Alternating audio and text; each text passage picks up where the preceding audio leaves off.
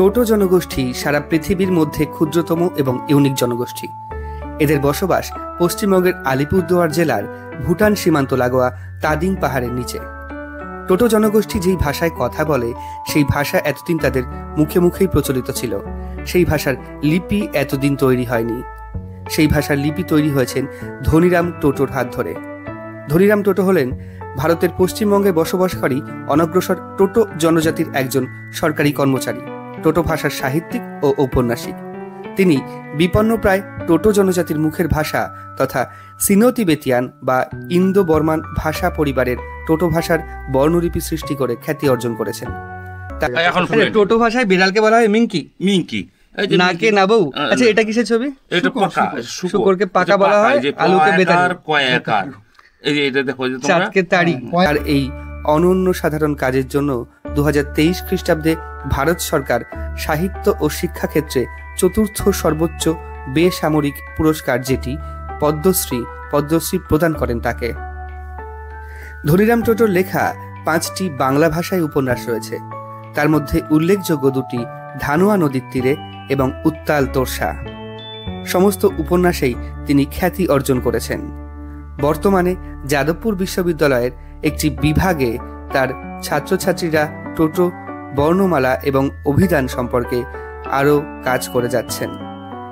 এই টোটো বর্ণমালার আবিষ্কার এবং টোটো লিপির আবিষ্কার প্রসঙ্গেই আমরা উপস্থিত হয়েছিলাম ধনিরাম টোটো স্যারের বাড়িতে, এবং এই ভিডিওর মধ্যে সম্পূর্ণ তার এই কর্মকাণ্ডের বিস্তারিত বিবরণ রয়েছে। नमस्ते भैया। धनीराम सर का घर किधर है? घर पर ही है। तो घर पर ही है तो बैठ रहे हैं। अच्छा अच्छा, এইটা হচ্ছে ধনিরাম টোটো স্যারের বাড়ি। উনি হচ্ছে পুরোপুরি বিখ্যাত শিল্পী सर धनीराम टोटो सर। नमस्ते सर, कैसे हैं? अभी तो उतना अच्छा नहीं है लेकिन भाई। তো আমরা চলে এসেছি ধনিরাম স্যারের পুরো বাড়িতে, যিনি টোটো ভাষার প্রথম সাহিত্যিক। বাংলা তো আপনি বোঝেন? আচ্ছা, বাংলাতেই সাহিত্য লিখেছেন। বসুন, আপনি বসুন বসুন। তো সবশেষে উপস্থিত হয়েছি ধনিরাম স্যারের বাড়িতে। তো অনেক ভালো লাগলো, এবং খোঁজ করতে করতে আসছিলাম আপনার বাড়িটা কোথায়। তো এখন কি বাড়িতেই রয়েছেন? বাড়িতে রয়েছি এখন। আচ্ছা, পরশুদিন ব্যাঙ্গালোরে একটা স্পিচ দিতে যাবো আপনার ব্যাঙ্গালোর থেকে একটা অফার আসছে। ব্যাঙ্গালোরে? হ্যাঁ, ব্যাঙ্গালোরে। সেক্ষেত্রে তো বাই এয়ার যেতে হবে আপনাকে। হ্যাঁ, বাই এয়ারে ওরা কন্ট্যাক্ট করেছে। ওরা কন্ট্যাক্ট করে নিয়েছে। আচ্ছা, ওই কি বাগডোগরা থেকে ওরা ব্যাঙ্গালোর যাবে। আচ্ছা, এখান থেকে বাগডোগরা যাবেন? মনে হয় মাদারিহাট থেকে যাবেন, তাই তো? না, মাদারিহাট তো এয়ারপোর্ট নেই, এয়ারপোর্ট হচ্ছে বাগডোগরা। বাগডোগরা এয়ারপোর্ট। আচ্ছা, তো আপনার যে অবদান পুরো টোটো জনগোষ্ঠীর ওপর, সেটা তো সবাই জানে, সর্বজন বিদিত। আপনি প্রথম টোটো লিপি তৈরি করেছেন, তাই তো? তার আগে লেখার লিপি ছিল না? না। আচ্ছা আচ্ছা, সেক্ষেত্রে যদি আপনার উপলব্ধিটা যদি একটু বলেন। উপলব্ধি বলতে গেলে দেখুন, সবারই যখন বর্ণমালা আছে, হ্যাঁ, সবারই যদি মানে ভাষা থাকে এবং বর্ণমালা তো থাকা উচিত। টোটোদের ভাষা ছিল কিন্তু বর্ণমালা এখানে ছিল না। তাই এখন বিষয়টা হলো যে একটা বর্ণমালাহীন ভাবে একটা ভাষা কখনো মানে সংরক্ষিত থাকতে পারে না, জীবন্ত থাকতে পারে না। না। তাই এটাকে যদি একটা লিখিত আকারে যদি থাকা যায়, প্রত্যেক জাতিরই যখন একটা বর্ণমালা যদি থাকে, তাহলে টোটোদের কেন থাকবে না, সেটা আমার একটা চিন্তা। তাই এই বিষয়ে আমি আমার ছাত্রছাত্রীদেরকে যখন টোটোর ভাষার ল্যাঙ্গুয়েজ পড়াতাম, তখন আমি ওদেরকে জিজ্ঞেস করলাম, আচ্ছা বর্ণমালা তৈরি কী করে হয়? তখন ওরা বলল, না স্যার, বর্ণমালায় এটা কোনো এখনও গ্রামার নেই যে বর্ণমালা কীভাবে তৈরি হয় এটা। তবে একটা ফোনেটিক একটা ল্যাঙ্গুয়েজের যে আছে, সেটা হচ্ছে হায়দ্রাবাদে, ওখানে অ্যানালাইস হয় কীভাবে এখানে বর্ণমালা তৈরি হয়, সমস্ত সেখানে অ্যানালাইস করা যায়। ফোনেটিক ল্যাঙ্গুয়েজ যেটা বলছেন, সেগুলো সেই ল্যাঙ্গুয়েজটা তো সম্পূর্ণ একই রকম, সারা পৃথিবীর ফোনেটিক তো একই, যে ল্যাঙ্গুয়েজই হোক না কেন। তো দেখুন, একটা কথা হলো, এবারে দেখা গেল ফোনেটিক ল্যাঙ্গুয়েজ এমন বা আপনার এটা কোনো মানে বর্ণমালার সেটা 16টা হচ্ছে, হুম। কোথাও আবার 26টা অক্ষর দিয়ে আলফাবেট হচ্ছে, আর বাংলায় আমাদের আবার 39টা। এবারে 39টাও আছে। হ্যাঁ। তবে কিভাবে হয়েছে সেটা কিন্তু কোনো ব্যাকরণ কিন্তু আজ পর্যন্ত না নেই। না না, কিন্তু বর্ণমালার আবিষ্কার না কে তা জানা যায় না। না, এবং কেমন কেমন এটা হলো অক্ষরটা সেটা কিন্তু জানা যায় না। কিন্তু আমার অক্ষরের মধ্যে হচ্ছে ফিলোসফি আছে। আচ্ছা। আর আমার অক্ষরের মধ্যে হচ্ছে আমি ওই বর্ণমালাটাকে ভেঙে দিয়েছি। যেমন হচ্ছে ক খ পড়তে হবে, গ ঘ পড়তে হবে, এটা পড়তে হবে না। আচ্ছা। প দিয়ে করতে পারেন, ক দিয়েও পড়তে পারেন, সেটা ফিলোসফি আছে, সেটা চিনলে পরে সেটা বাচ্চারা তাড়াতাড়ি শিখতে পারবে। যেমন ABCD এরকম করতে হয়, তো ABCD না পড়তে হবে না, ডিও আপনি কেন ডি হলো সেটা জানলে পরে আপনারা এটা এখান থেকে তৈরি করতে হবে। এটাকে ধ্বনিতত্ত্ব ভেঙে দেওয়া হয়েছে, আচ্ছা। যে অ্যাটম পরমাণুটাকে ভেঙে ইলেকট্রন আর প্রোটন নিউট্রন এটা করা হলো। তো এইভাবে এটা ধ্বনিতত্ত্ব একটা ভাঙা হলো, যেটা সহজভাবে বাচ্চারা এটা লিখতে পারে এবং পড়তে পারে।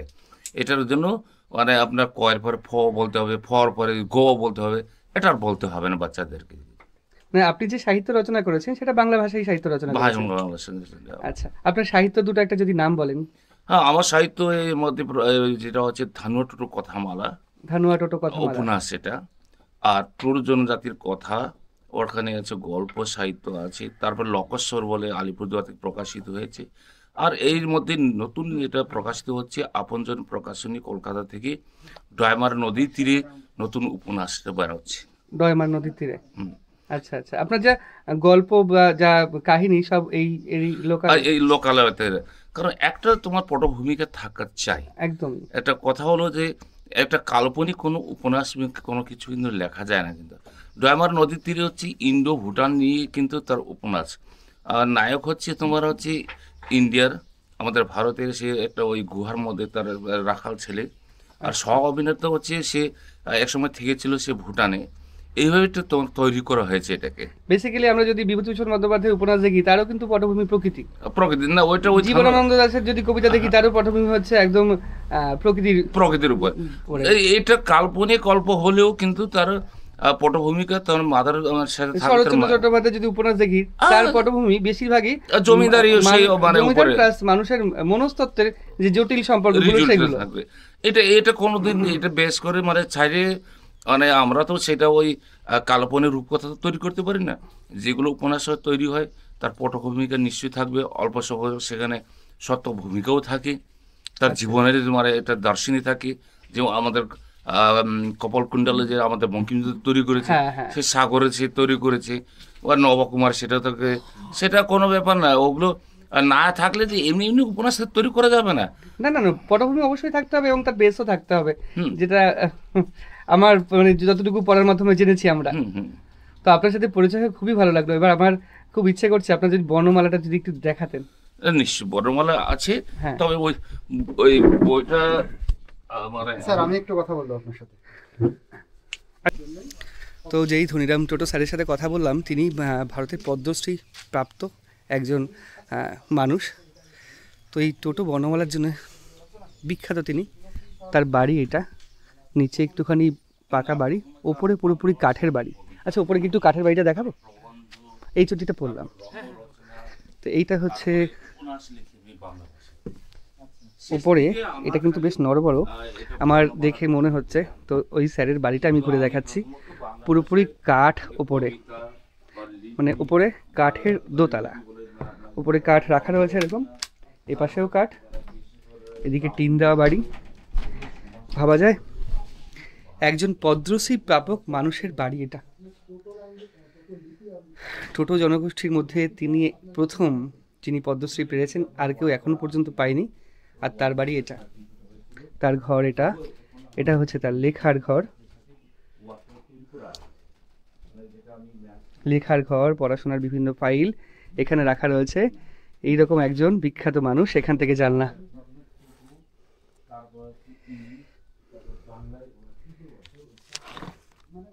বাহ, তিনি পথের দিশারি, ডাক্তার হেডগেয়ার সমস্ত বই পড়ে থাকেন, সরল গীতাও পাঠ করেন। সচ্চি মন কি শান্তি।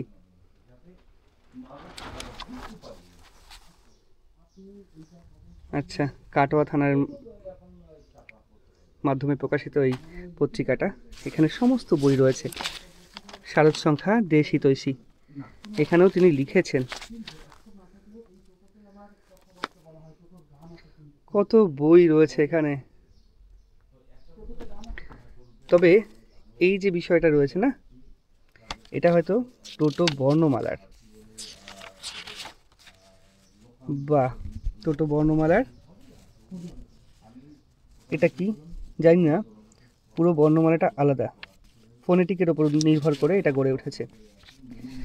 আমার মাস্টার্সে ভাষাতত্ত্ব ছিল স্পেশাল পেপার, এবার ভাষাতত্ত্ব বা লিঙ্গুইস্টিক ছিল স্পেশাল পেপার, তাই আমি জানি ফোনেটিকটা কেমন বা ফোনেটিকটা কী, এবং যে কোনো দেশের যে কোনো ভাষার লিপি কিভাবে তৈরি হয়েছে তারা কেউ কোনোদিন জানে না, এখনও পর্যন্ত কেউ জানে না। লিপি তৈরিটা সম্পূর্ণ একটা, এটা বলা যায় লোকশিল্প বলা যায় একটা। লোকশিল্প আসলে কি?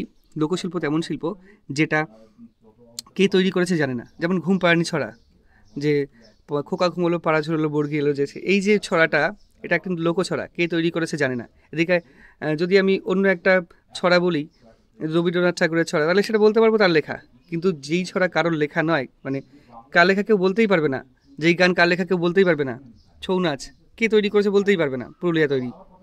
এইগুলো হচ্ছে লোকশিল্প, লোকনাট্য, লোকনৃত্য, লোকগান, এইগুলোই হচ্ছে ব্যাপার। কিন্তু লোকশিল্প এতদিন ছিল পুরোপুরি টোটো উপজাতির, কারণ এদের উচ্চারণ রয়েছে শুনে শুনে, বেদের মতো শ্রুতির মতো তারা উচ্চারণ করতো। মানে বেদের যেমন শুনে শুনে উচ্চারণ করতো, টোটো উপজাতিও শুনে শুনে টোটো ভাষা শিখতো, এক প্রজন্ম থেকে অনেক মানে পরবর্তী প্রজন্ম। কিন্তু সেই ভাষা যদি লিপি না থাকে, সেই ভাষা আস্তে আস্তে বিলুপ্ত হবেই।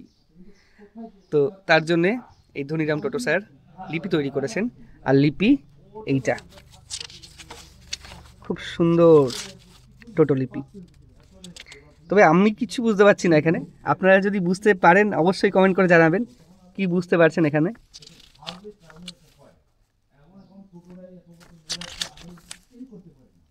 কি লেখা আমি নিজেও বুঝতে পারছি না, না বোঝাই স্বাভাবিক, যেহেতু টোটো ভাষা শুনলেও আমি বুঝতে পারবো না। আর এই যে উপরে লেখা আছে কি, এটা এ বা পি ডি আই এ এরকম ইংরাজি লেখা মনে হচ্ছে, এটা পি এর অর্ধেক বা এখান থেকে কেটে দিলে এফ হয়ে যাবে। এটা চন্দ্রবিন্দুর মতো লাগছে, এর উপরে একটা হসন্ত দেওয়া বা রেফ দেওয়া, আমি কিছুই বুঝতে পারছি না। ব্যাপার হচ্ছে এটা জানাটা বন্ধ করে দিই, বুঝতে পারছি না। তবে নিচে গিয়ে স্যারের কাছে শুনবো কোনটা কি বর্ণমালা এবং বর্ণমালাগুলো কি কি আসলে উচ্চারণগুলো। তো এটা তার ঘর, এবং তিনি নানান উপাধি পেয়েছেন, ওর জন্য উত্তরীয় পেয়েছেন। এখানে নানান উত্তরীয় রয়েছে তার, এপাশে প্রচুর উত্তরীয় রয়েছে তার, বিভিন্ন জায়গা থেকে অনেক উত্তরীয় বা সম্মান তিনি পেয়েছেন। 2023 রজত জয়ন্তী বর্ষের বিভিন্ন কিছু পেয়েছেন তিনি।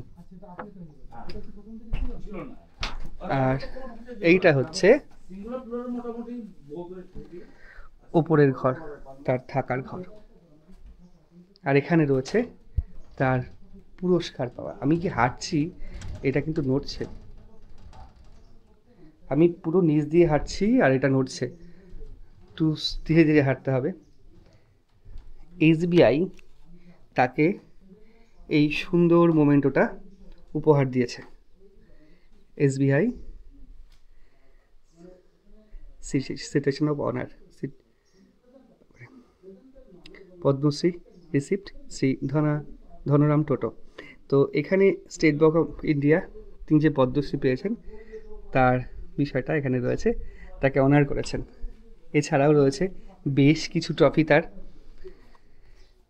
শ্রী ধনরাম টোটো এখানেও লেখা আছে, এটা government of India, professor of Bengal ভাষা, বাংলা ভাষা teaching and learning, national library Kolkata থেকে এটা দেওয়া হয়েছে তাকে। কলকাতার ন্যাশনাল লাইব্রেরি থেকে তাকে এই প্রাইজটা দেওয়া হয়েছে।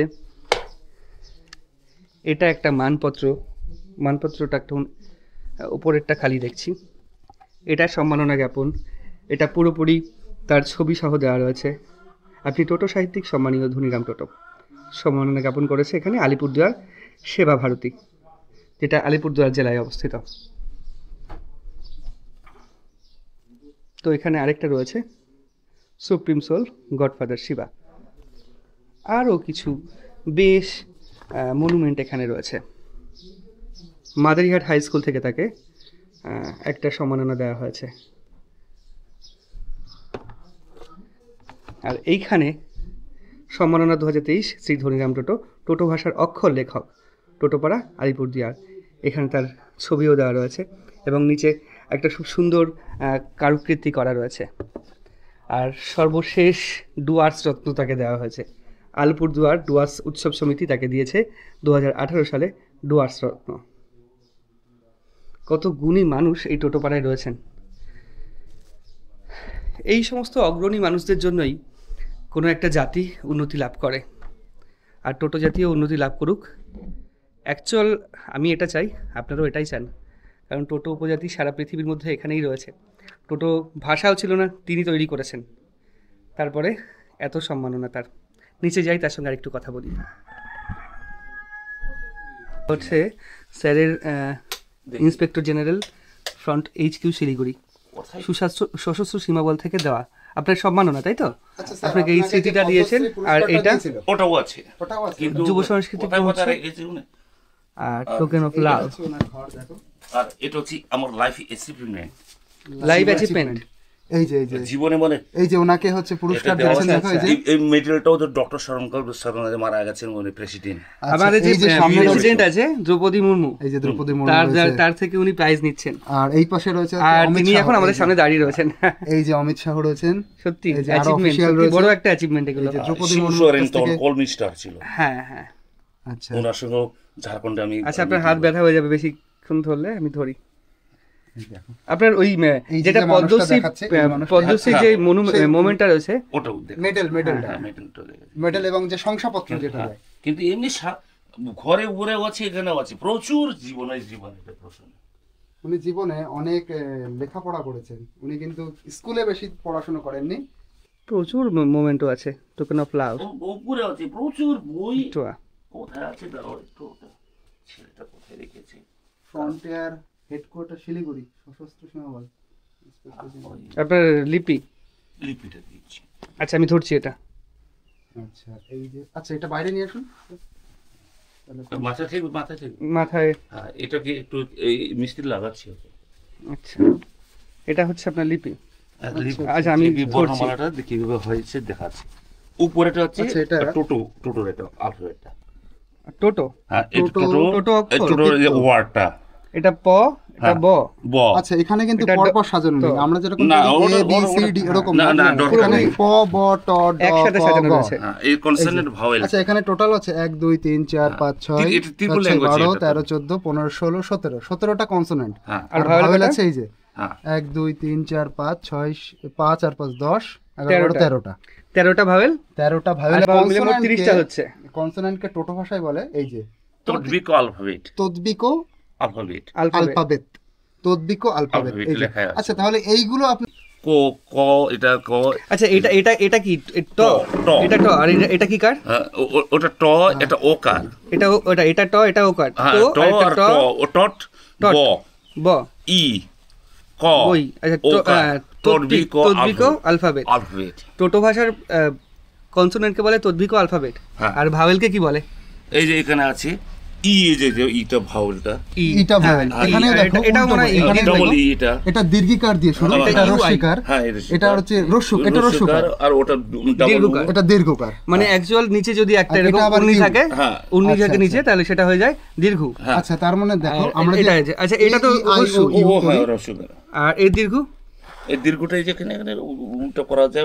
তার মানে এই যে আমাদের যে ইংলিশের ভাওয়েল আছে এ ই আই ও ইউ, সেটা এখানে দেখছি আরো ভাঙা। এটা ভাঙাও করা যায়, আবার ইজিও করা যায়। এইভাবে শেখালে কি সহজ মনে হয় আপনার? হ্যাঁ, এটা সহজ। এখন যে আমার মানে যে ছাত্রী আছে সমী মিত্র বা সাগরিকা, ও আমি রোমানে যদি টোটো বলে দিই, ও আলফাবেট টোটোদের এখন সরাসরি ও লিখতে পারে। ওকে, আপনার আন্ডারে থিসিস করছে? হ্যাঁ, থিসিস করছে না, ও অ্যাকচুয়ালি যাদবপুর ইউনিভার্সিটি থেকে ওকে 4টা ফেজ ওখানে ওকে পাঠানো হয়েছে। মানে 2জন আর ছাত্র আছে আর একজন মেয়ে আছে। তবে ও ছাত্রগুলো অনন্য ইনস্টার কাছে ওরা শিখছে টোটো, মানে এটা মানে অক্ষর বা এটা লেখাটা। কিন্তু ওই ছাত্রীটা আমার সঙ্গে মানে আমার কাছে খালি শিখে, ও এখন রীতিমতো আমি যদি বলি যে মানে আমি কোথায় যাব কাহাংতা হ্যাকো গা বললেই ও একেবারে সাথে সাথে লিখতে পারে। ব্যাপার হচ্ছে যারা লিঙ্গুইস্টিক নিয়ে পড়াশোনা করে বা ভাষাতত্ত্ব নিয়ে পড়াশোনা করে ফ্লুয়েন্ট হয়ে গেছে, এত তাদের লিখতে পারে ও আমি আমার চেয়েও বেশি ভালো লিখতে পারে। ভাষাতত্ত্ব নিয়ে যারা পড়াশোনা করছে তাদের উপরে ও এত পেজের পর যেহেতু ওকে পাঠানো হয় তোমার হচ্ছে 4-5টা চ্যাপ্টার পাঠানো হয়, তো 4-5টা চ্যাপ্টার করতে করতে ওর এখন আমি খালি বলে দিলে ও রমনটা ওখানে করার পরে সাথে সাথে আলফাবেটটা টোটো আলফাবেট বসিয়ে দিচ্ছি। আচ্ছা আচ্ছা, টোটো আলফাবেট এই এত ফ্লুয়েন্ট হয়ে গেছে এখন। টোটো ভাষায় বিড়ালকে বলা হয় মিঙ্কি। মিঙ্কি নাকে নাবউ। আচ্ছা এটা কিসের ছবি? এটা পাকা, শুকরকে পাকা বলা হয়, আলুকে বেতার, কয়াকার এই যে এটা দেখো যে তোমরা চাঁদকে তাড়ি, এটা পয় আকার তাই তো, কাঁঠালকে ধ্যাসে, আর মুরগিকে বলা হয় কেকা, কেকা। তো এই সুপারিকে বলা হয় গুয়ায়, আসলে তোমরা প্রেমা এটা হচ্ছে কি প্রেমা বলে হনুমানকে কোঙা। আচ্ছা নাভি, এই নাভির ওর জন্য চিহ্নটা দেওয়া হয়েছে প। আচ্ছা প হচ্ছে নাভি থেকে সৃষ্টি, নাভি থেকে সৃষ্টি ওটা ব। এবারে ব এটা আকার, আটা আমরা যখন আ করে তখন এই যে এই আটা, আচ্ছা ওইভাবে আপনি আকার দিয়েছেন। এটা ক মানে এটা হচ্ছে নেক ক মানে মোর যখন থাকে ক ক এরকম কটা তোমার এখানে আনাটা এখানে। আচ্ছা আচ্ছা আচ্ছা, এই যে আটা হয়ে গেল। আচ্ছা আপনার প্রত্যেকটা বর্ণের মধ্যে একটা না একটা মানে রয়েছে, ফিলোসফি আছে। আচ্ছা কোন কোন জায়গা থেকে এসেছে, যেমন আ দেখতে পাচ্ছি ও আছে, ওটা ওকুয়া মানে এরকম করে এটা এরকম করে বাঁকানো বাঁকানো বাঁকানো। আচ্ছা এই যে ওটা তুমি পাবে এখানে এখানে মানে দেখা গেল যে যাবে। আচ্ছা যেখানে ও আছে হ্যাঁ ওটা তুমি পেয়ে যাবে তোমার মানে ও আ সবই এই যে আ দেখছি, হ্যাঁ আ এ আছে, এটা এই যে হচ্ছে এ থাকলো বাংলায় তো একার নেই, যেমন এমন এ মদন্ত না আমরা উচ্চারণ করি এমন, এমন তো বলি না। তো এমনটা ওটা একটা আছে আমার এখানে আছে একটা ওয়া আছে তোমার, এই যে এ আছে ওয়াটা মানে এটা তো এটা আছে, আর একটা আছে ওয়া আছে তুমি দেখবে এখানে ওয়াটা একবার জয়েন্টে চলে এটা ওকার, এটা ওকার, হ্যাঁ ওকার আছে অকুয়া, ওটা তক্র হয়ে গেছে ওখানে ঠিক ওটা তক্র। এই যে ওয়াটা আচ্ছা এটা মধ্যে জয়েন্ট, এটা কনসোনেন্টের মধ্যে পড়ছে, মানে এটা জয়েন্টের মধ্যে। আচ্ছা এটা হচ্ছে ডাব্লু, হ্যাঁ মানে ডাব্লু ওয়াটা একবারে, হ্যাঁ একবারে ওয়াতে মানে হচ্ছে এই বৃষ্টি।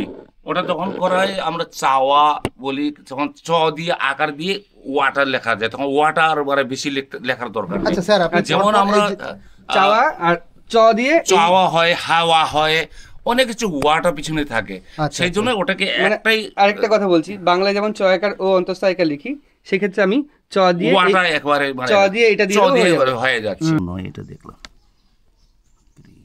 কয়েরি তালবস্য আকার, হ্যাঁ শয়াকার দন্ত নয় রস্য, হ্যাঁ দন্তিন রস্য, হ্যাঁ কৃষাণু তো কৃষাণু। এবার এটা টোটো ভাষা, এটা এইভাবে ক্রি, এটা তো রটা আসবে এখানে, রটা চলে আসবে, আচ্ছা আচ্ছা, হ্যাঁ আবার শটা তোমার চলে আসবে এরকম করে, এর ক্রি, হ্যাঁ এটা শ হলো, আকার কোনটা হলো আকার এই যে এইটা, তারপরে ন আসবে এরকম, উ আসবে তোমার এইরকম, এটা কৃষাণু। কিন্তু দারুণ উপলব্ধি। এবার রটা আসবে এরকম, রা, এই যে আ, হ্যাঁ যে যত বুর্গে জয়কার, হ্যাঁ বুর্গে জয়কার, এটা এরকম এইরকম থাকবে, রা যে যে এটা এ রাজেশ তালবিশ একটাই শো আমাদের যেহেতু চলে, এই যে রাজেশ তোমার এটা রাজেশ। আচ্ছা আচ্ছা, তাহলে আমি একটা জিনিস লিখে দেখাই, টোটো ভাষায় আমার নামটা লেখা রয়েছে এখানে রাজেশ, আমি বাংলায় লিখছি।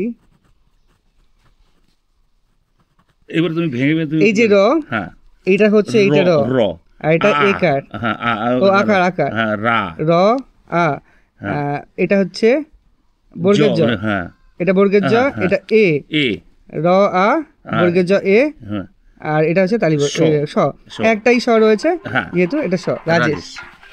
আচ্ছা আপনাদের এখানে এই টোটো ভাষা শেখার জন্য কোনো স্কুল করেছেন এই গ্রামের মধ্যে? হ্যাঁ ওটা দুটো, চিত্তরঞ্জন মেমোরিয়াল আর হচ্ছে মুক্তারাম মেমোরিয়াল, ওখানে এটা মানে পড়ানো হয় 1 ঘন্টা করে ওখানে আপনাদের গ্রামের মধ্যে, তবে এনজিওর দ্বারা পড়ানো হয়। তাহলে এনজিও যারা পড়াচ্ছে তারা তো প্রথমে শিখেছে, ওরা শিখেছে আমার আলফাবেটটা নিয়ে ওরা অ্যানালাইজ করে ওরা শিখেছে, তারপরে দেখা গেল বলো যে এটা খুব সুন্দর একটা মানে কম্পিউটারে মানে তোলা যায় তাড়াতাড়ি, মানে টোটোর অক্ষরটা এত মানে অন্যান্য ভাষাগুলো হচ্ছে জয়েন্ট অ্যালফাবেট থাকে বা অনেক কিছু যুক্ত থাকে, কিন্তু টোটোটা এটা যে ভাঙা একেবারে মানে ভেঙে লেখা যায় এটাকে, প্রত্যেকটা অক্ষর মানে এখানে বাচ্চারা তেমন ভাবে ইন্টারেস্ট দেখাচ্ছে, ওটা ইন্টারেস্ট দেখাচ্ছে, কারণ ওদেরকে ভেঙে ভেঙে শেখানো হচ্ছে তো জিনিসটা। আরো অনেক কাজ বাকি, এরপরে আপনাদের অ্যাপ্লিকেশন তৈরি করতে হবে, বিভিন্ন কিবোর্ড তৈরি করতে হবে টোটো ভাষার, সেটা এখন মানে দেখুন একটা আমি তো অনেক উন্নতির দিকে যাবে। পথিক একটা জন পথিক মানুষ ও পথ তৈরি করে, এবারে সবাই যদি ওই রাস্তা দিয়ে পাকা জন্য তৈরি করার জন্য চেষ্টা আসে, নিশ্চয়ই এই ভাষাটা একদিন 10 বছর থেকে 20 বছরে পাকা হয়ে যাবে, একটা অন্য স্তরে পৌঁছে যাবে। কিন্তু এখন প্রাথমিক অবস্থায় এটা যখন ওদেরকে শেখানো হলো, সবাইকে বলা হলো, এবং অনেকজন আমাকে আবার বলো যে টোটো ভাষায় পড়ে বা কি চাকরি হবে, আমি বললাম যে ইংরেজি পড়ে তো চাকরি হচ্ছে না। আসল কথা চাকরি হওয়াটা উদ্দেশ্য না, এই যে একটা জাতি আছে তার ভাষা থাকবে, তার লিপি থাকবে না, এটা কি তাদের মনে প্রশ্ন আসে না? তো আমি ওটা বললাম একটা প্রশ্ন যে তোমরা অন্য ভাষা শিখে লেজুর ভিত্তিক করে কতদিন চলবে?